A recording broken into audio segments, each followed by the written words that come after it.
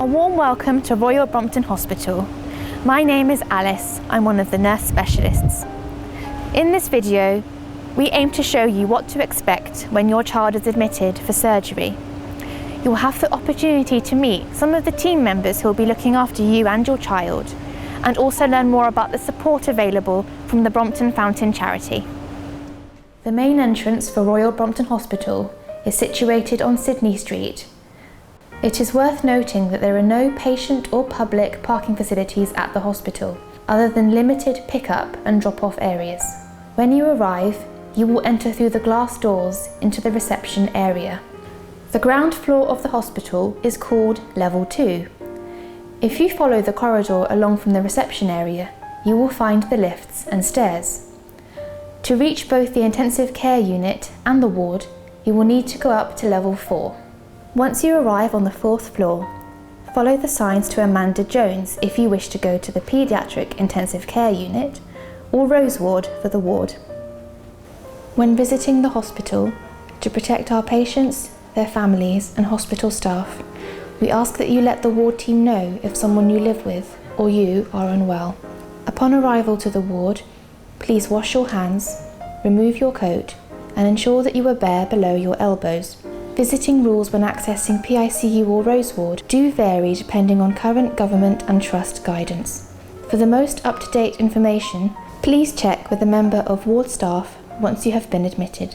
As well as washing your hands, please regularly use the alcohol foam available at your child's bedside, within the ward corridors and at other designated points throughout the hospital. When you come to the Royal Brompton Hospital for planned surgery, you will usually be admitted to Rose Ward, our children's ward, on the day before your surgery, unless otherwise planned. Once you arrive, you'll be taken to your allocated bed space. The nurse will do some observation checks, including heart rate, oxygen saturations, blood pressure and temperature. We like to keep a close eye on children before they have surgery, so these observations will be done regularly. Your child will have swabs for MRSA and coronavirus. Your child's height and weight will be measured. Your child is likely to need some further blood tests depending on the type of surgery. This will be discussed with you. Your child may also need to have an X-ray or CT scan. A CT scan will have been pre-arranged if it is needed.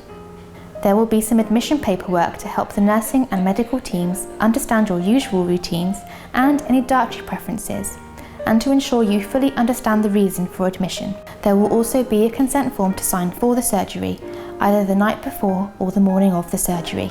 Before you go to sleep for the night, you will be given a special wash for your child to prepare the skin for surgery by your bedside nurse. Overnight on the ward, it is important for you and your child to rest and prepare for the surgery. Observations continue overnight. Some children may need to have some fluid into their veins overnight to help prepare them for surgery. The doctors and nurses will explain this if this is required. There will be a time allocated for your child to stop eating and drinking, known as fasting times. These will be discussed with you by the anaesthetist. In the morning, your child will have another special wash and then change into the surgical gown, ready for surgery. Your child can have a special toy or blanket with them. Please let your bedside nurse know so they can document this on the preoperative checklist.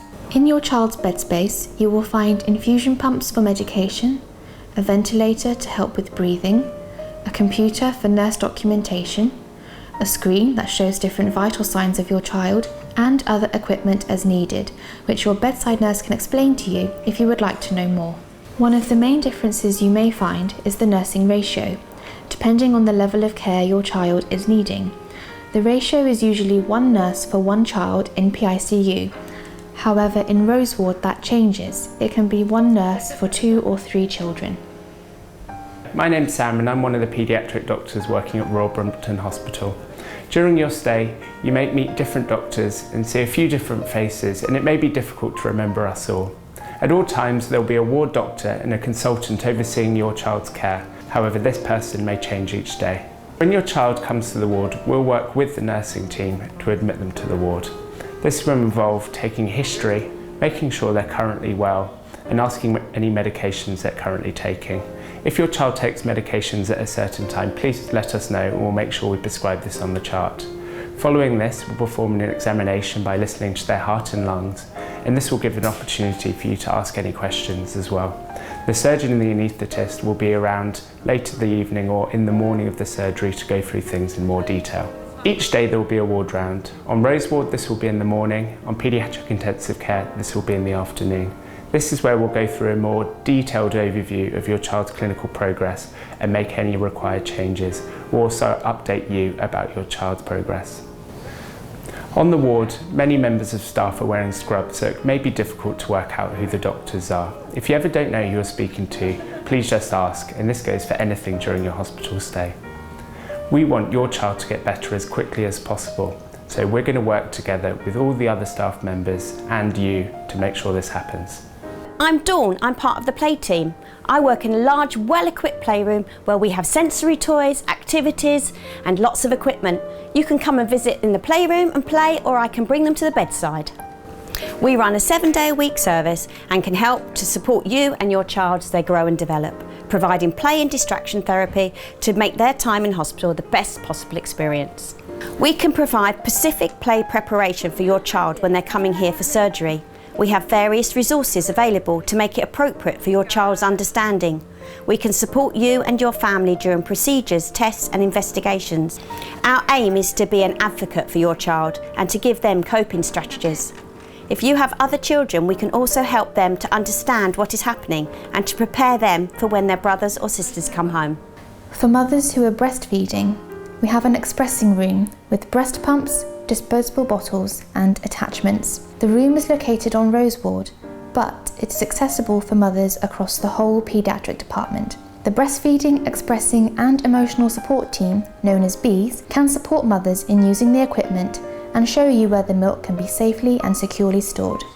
The team may be able to provide a pump for you to take to the accommodation or to your bedside. All breastfeeding and expressing mothers are entitled to meals from the food trolley. Formula milk can also be provided, and there is a dietitian who works with the medical team to help and adjust to your child's needs.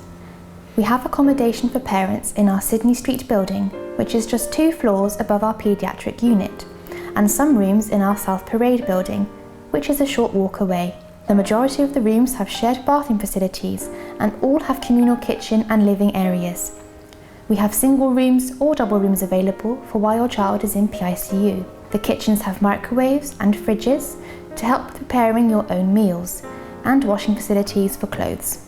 My name's Laura and I'm part of the family liaison team. The team is made up of non-medical professionals and we're here to listen to any worries and concerns that you might have. We're there all the way from diagnosis through to admission and also post-discharge. Our office is physically based in Rose Ward, but we do cover PICU as well. We liaise really closely with not only internal teams such as the psychology team, the fetal nurse specialists and the cardiac nurse specialists, but also external teams such as health visitors, social workers and schools, or anyone that's needed. We know this can be an incredibly difficult time. We all have very different ways of coping in these situations. Some of you may have children who will be experiencing this journey alongside you. At the Royal Brompton Hospital, we have a clinical psychology team who are here to support you in whatever way that may be helpful for your family. They're here for all members of your family, including your other children. Referrals can be made by anyone in the paediatric team. After that, you will liaise directly with the psychology team, and they will work alongside you and to find the best way for this support to be delivered. Keeping your family healthy is so valuable at this time. Hi, I'm Isaac from the Brompton Fountain Charity. We're based here at Royal Brompton Hospital and our office is on level 2 near to the lifts. We have a wide range of information available on our website, including local parking information, hotels and suggested packing lists. We provide support for patients, siblings and their parents.